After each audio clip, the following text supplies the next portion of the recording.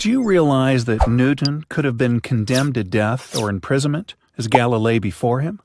And he would have had to abjure his own scientific research.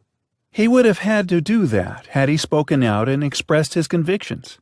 At the time, this was considered a crime liable to capital punishment. Newton believed that the concept of the Trinity is insupportable. He had to face problems because of his belief. When Newton joined Trinity College at the University of Cambridge, he was required to take orders and be ordained as a priest. But he continued to put this off indefinitely. When he was selected for the Lucasian chair, he requested a personal appeal to King Charles II, requesting that he be exempted from this requirement because he did not believe in the Trinity. Plainly put, Newton believed in the one God. Amazingly, his concept of God and Jesus was close to the Islamic concept. His biographer, Richard Westphal, writes, Newton recognized Christ as a divine mediator between God and man who was subordinate to the Father who created him. Newton then considered Jesus an intermediary between God and man, and that he was subject to his Creator.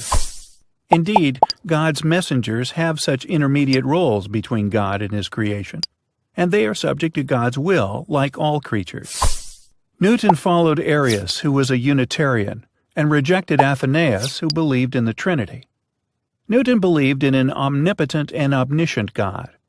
Newton says in his 12 Articles on Religion, published around 1710, "This most beautiful system of the sun, planets, and comets could only proceed from the counsel and dominion of an intelligent and powerful being. There is one God, the Father, ever-living, omnipresent, omniscient, almighty, the maker of heaven and earth, and one mediator between God and man. That man is Christ Jesus.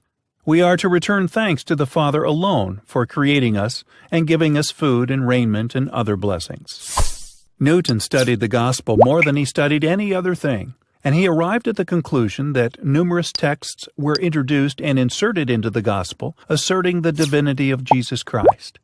These texts were not part of the gospel before. The Islamic belief that is stated by God in the Quran, the only true faith acceptable to God is man's self-surrender to Him, and it's the message of all messengers and prophets, Adam, Noah, Moses, Jesus, and Muhammad. It's one message from God. Newton came very close to this idea when he said, "The first religion was the most rational of all others till the nations corrupted it."